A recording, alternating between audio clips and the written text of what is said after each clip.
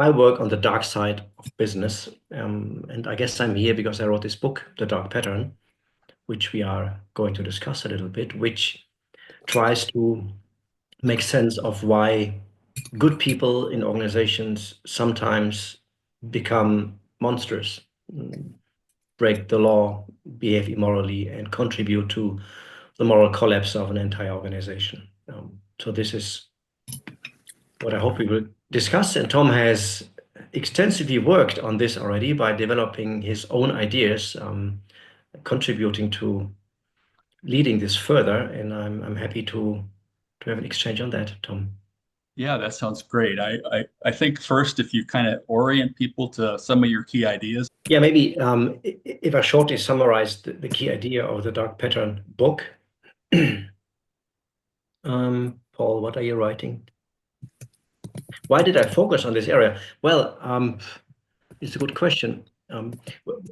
I studied business and I studied philosophy. And for me, business ethics was always the interface of these two. And when I started to work on business ethics questions in the late 1990s, early 2000s, as a PhD student, then as a young professor, my first focus was on global supply chain. So this was the time when companies had gone global, and we discovered that along all these supply chains, human rights violations occurred, and there was no legal system in place to catch up with that. So we had companies globalizing, but governments remaining nationally bound. So there was this vacuum in which my co-authors and we thought about the consequences of that. So how do you hold companies responsible for things happening along their supply chain? So this was my first contact with the dark side of business. From there, I moved more into a topic that is close to my heart because I'm Italian, that is organized crime. And I had the chance to get connections into the anti-mafia world in Italy and to work on several projects connected to the interface of normal businesses and organized crime, such as the racket system in Sicily or the toxic waste, the illegal toxic waste recycling of the mafia in Napoli. And from there, um, I moved to a topic that has always been at the core of my teaching since the times of Enron, these questions of scandals. And I was inspired as a PhD student a lot by Hannah Arendt and her work on Adolf Eichmann, the SS officer who organized the Holocaust, and this idea that she developed philosophically, which then was confirmed by social psychologists, that most of the time when bad things happen, Okay. you don't need bad people. Mary Rita, you are not muted. Okay, thank you. So you don't need bad people to do large-scale bad things like a Holocaust. You can do this with ordinary people doing their job.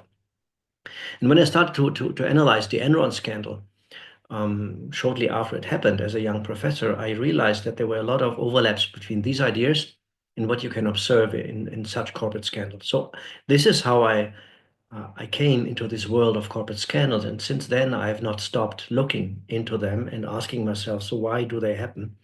Is there maybe something that happens all the time in these scandals, or most of the time, so that we can find a pattern behind all those scandals, which would help us to understand better how to fight against it or how to see it coming, the warning signals.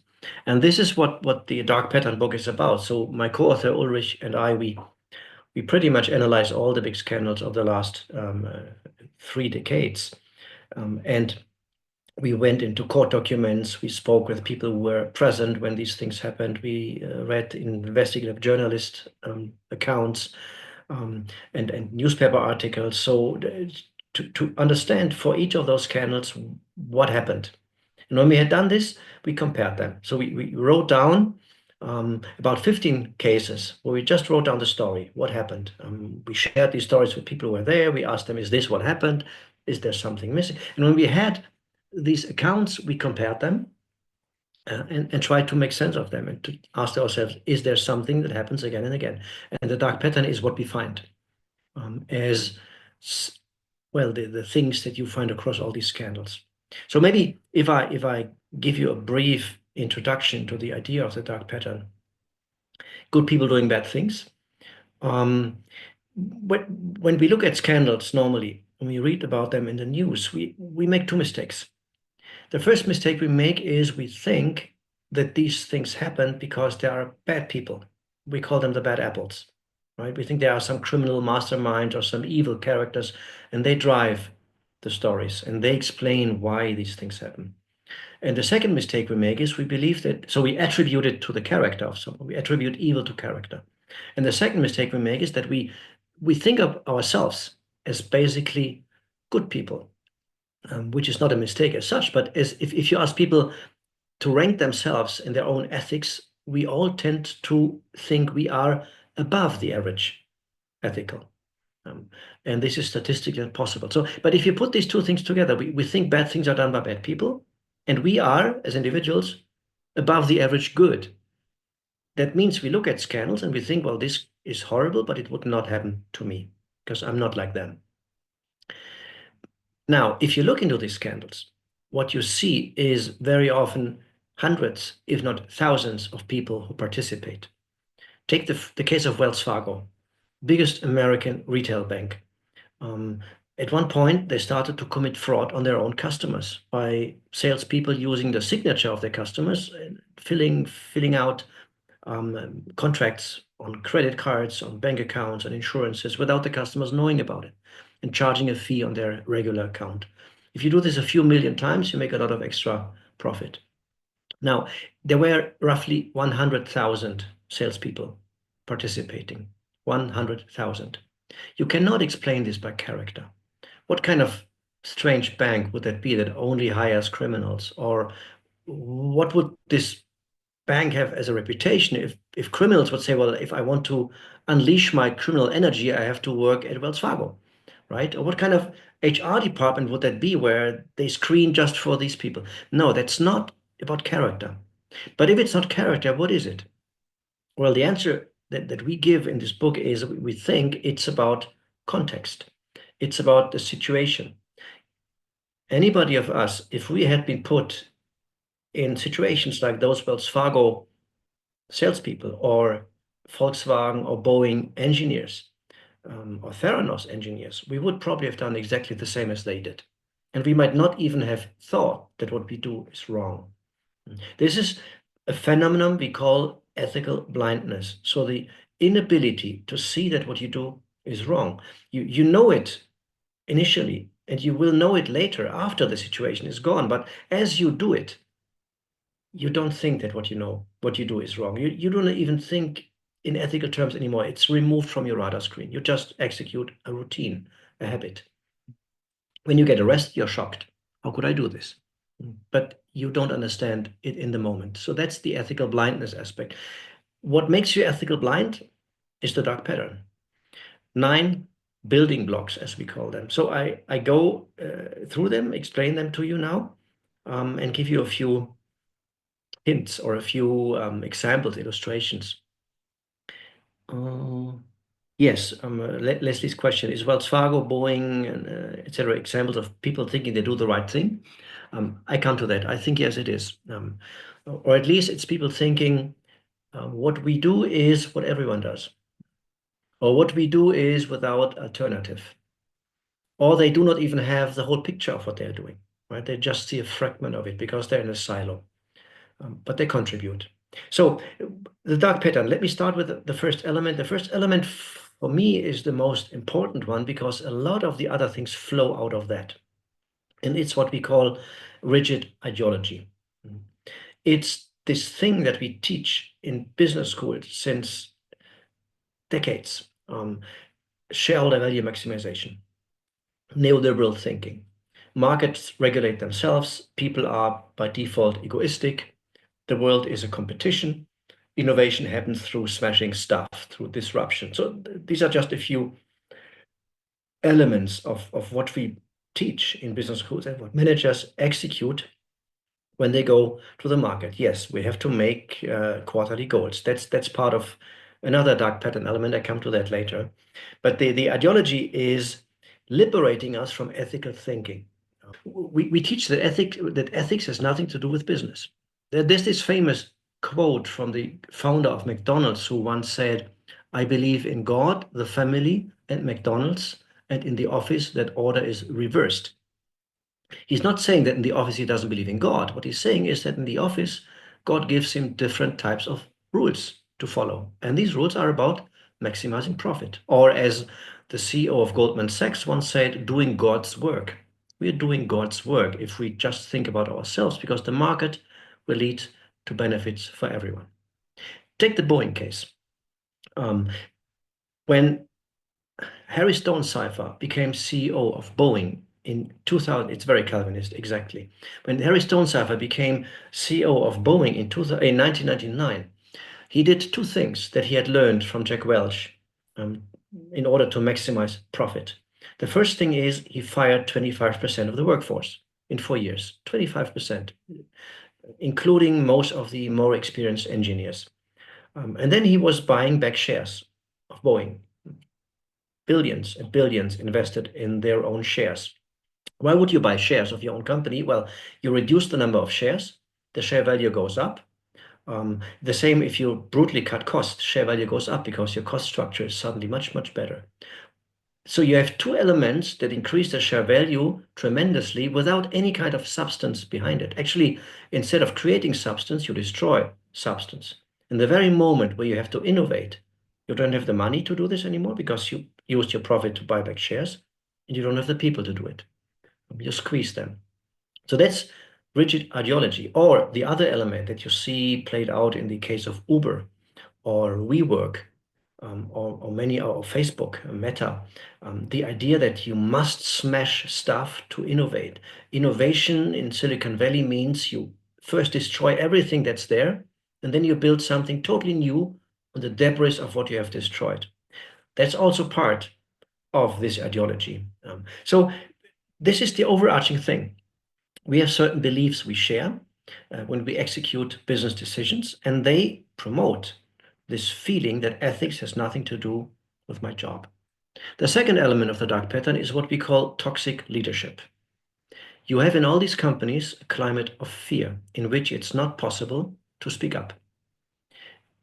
Think about the Dieselgate scandal of Volkswagen. Volkswagen in 2007 was informed by the US government, like any diesel car producer, that they had to comply with new emission regulation 2 years later. They had to reduce emissions by 2/3. The engineers, which is tough from a technological perspective, the engineers start to work on this and they realize they cannot make it happen, not within the time and budget they were given. So they had two choices. They could either go to the CEO and tell him, Mr. Winterkorn, that's the name of this guy, we have a problem, or they find a solution. Going to him was considered impossible because, first of all, he had forbidden the word problem.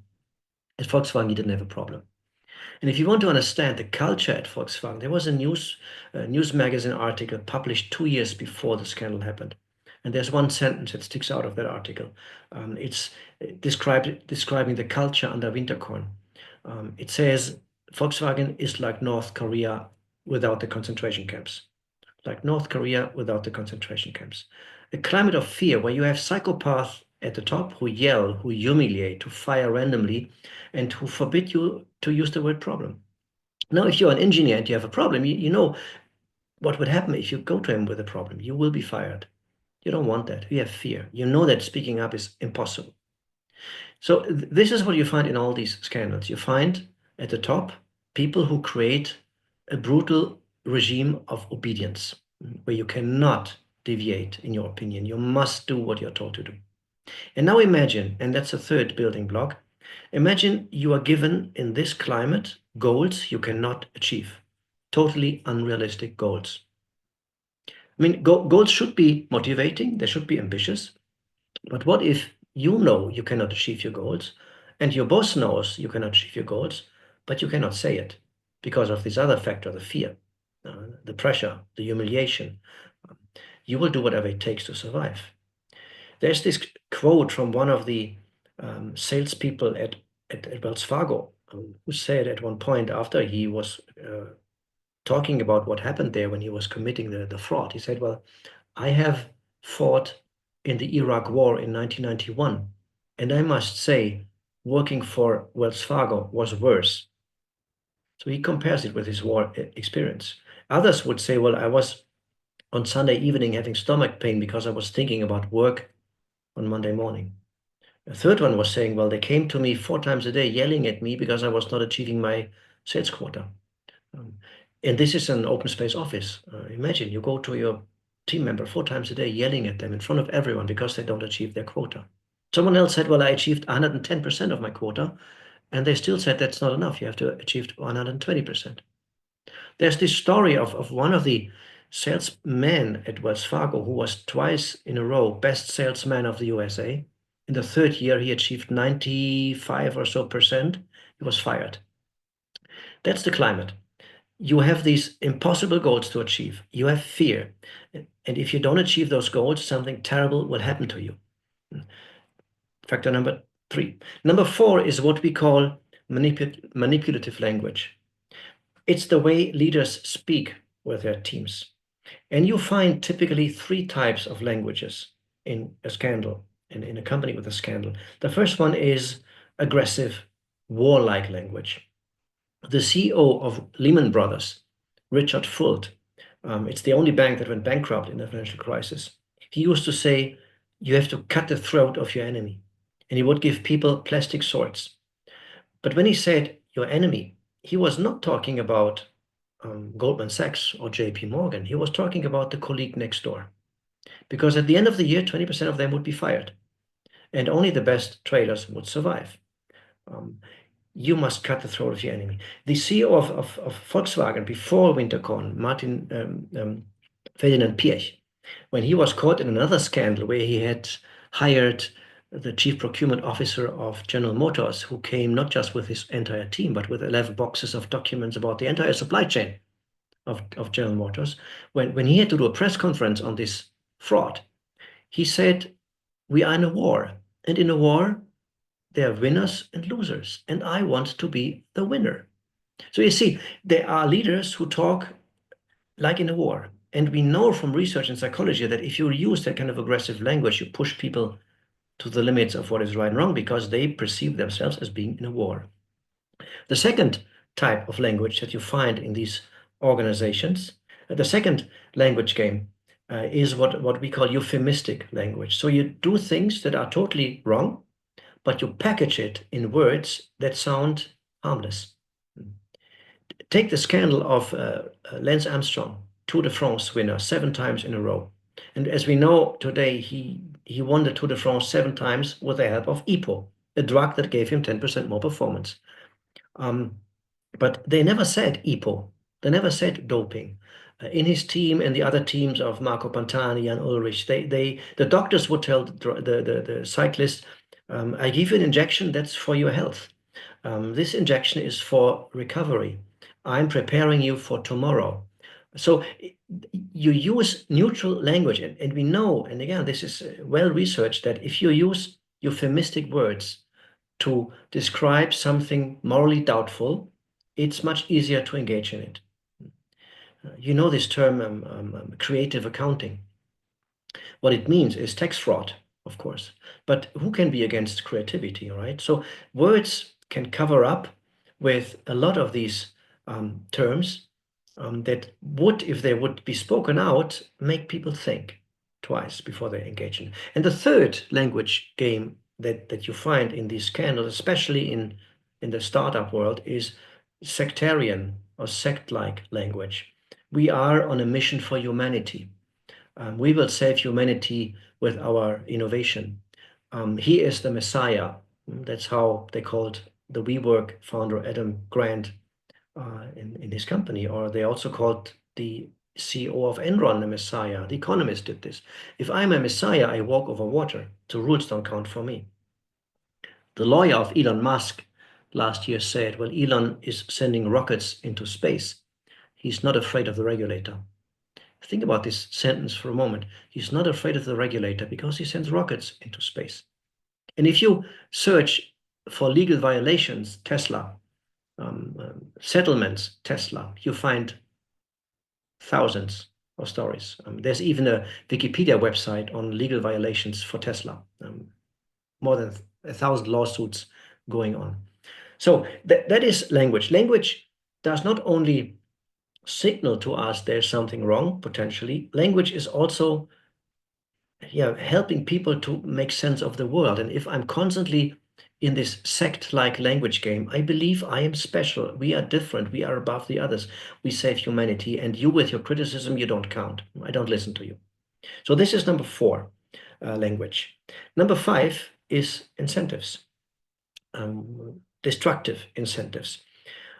There are two ways in which Amtssprache, that's yes, Alexis, that's true. Amtssprache, so the official, the civil servant language, this is how Nazis like Adolf Eichmann defended themselves. In our language, he said in the courtroom in Israel, our language made it easy. Our language made it easy. And that is a lot of what you see happening. So incentives. Incentives can do two things. First of all, incentives can narrow down what you can see. Imagine all the pressure I described. You have fear. You have these goals you cannot achieve. You have this aggressive push with this language. And now they give you one KPI, just one. At Volkswagen, it was becoming number 1 in the world, beating Toyota. The bonus of the whole company was connected to beating Toyota. And imagine you sit in this team of engineers.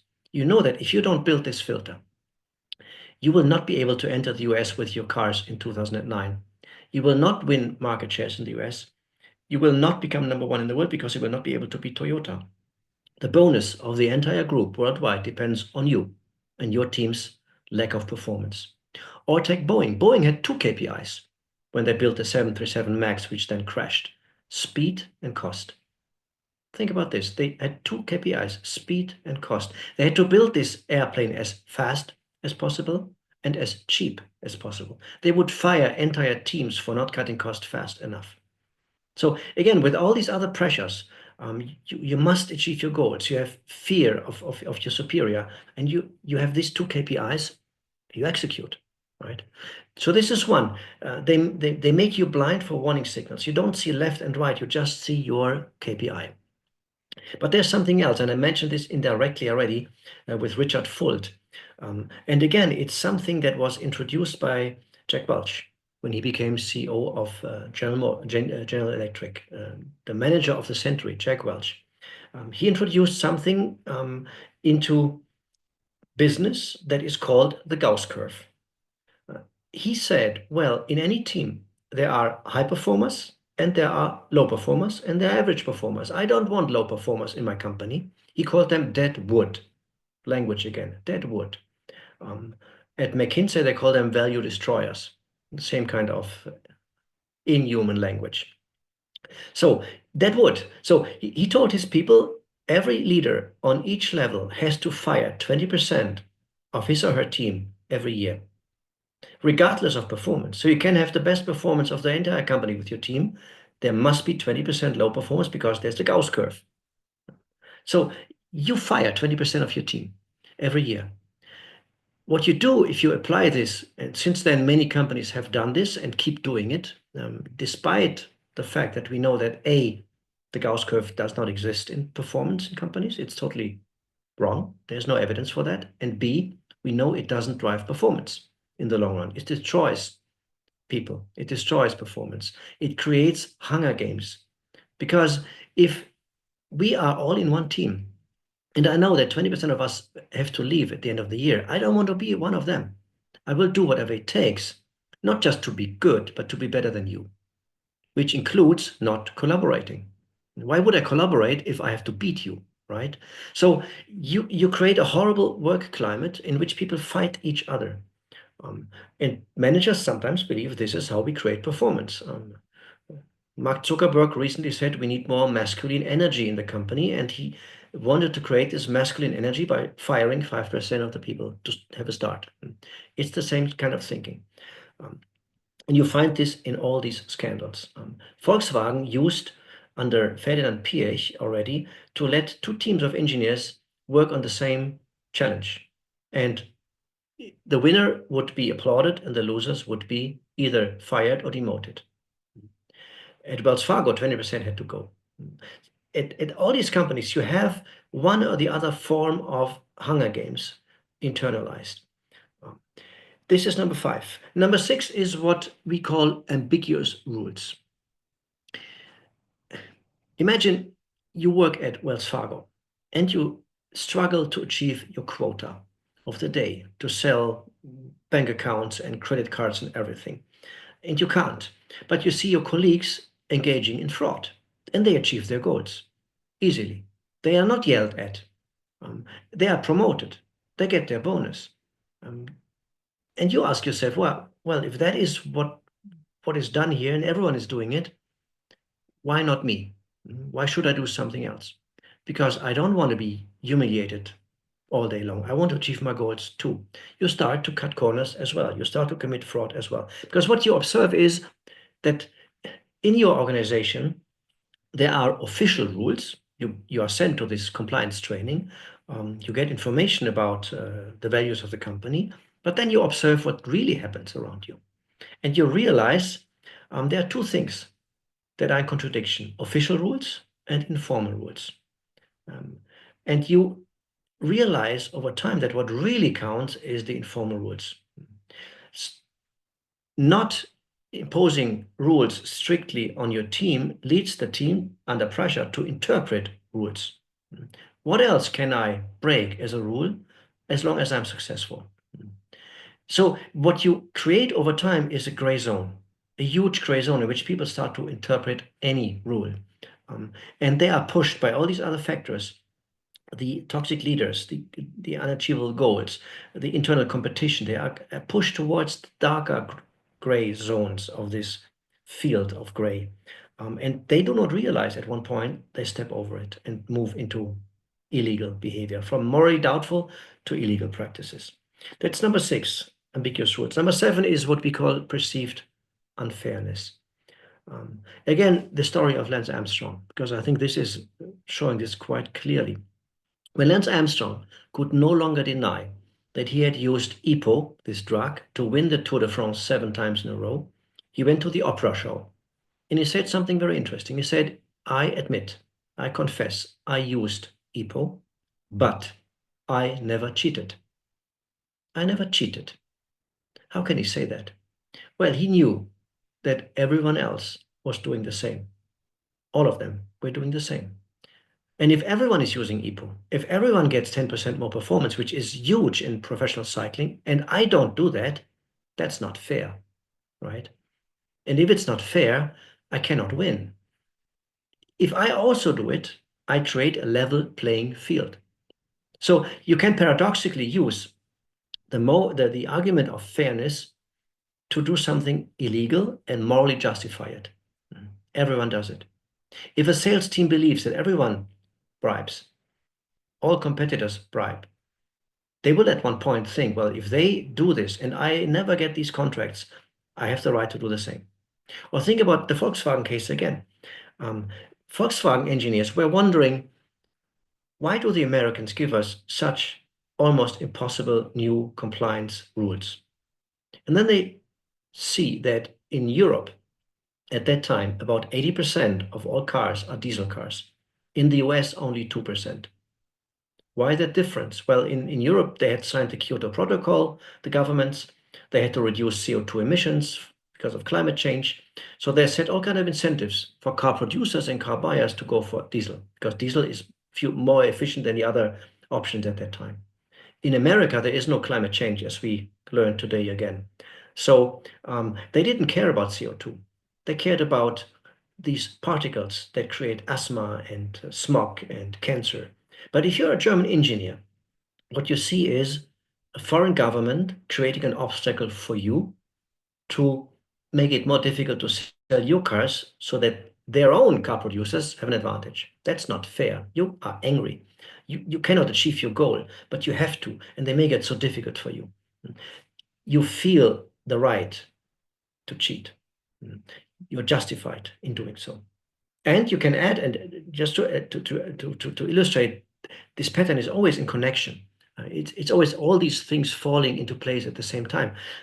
Going back to the ambiguous rules, if you test a car for emissions in a lab, you don't have to meet precise numbers. You can have up to 10% deviation from the official compliance limit. You can go above.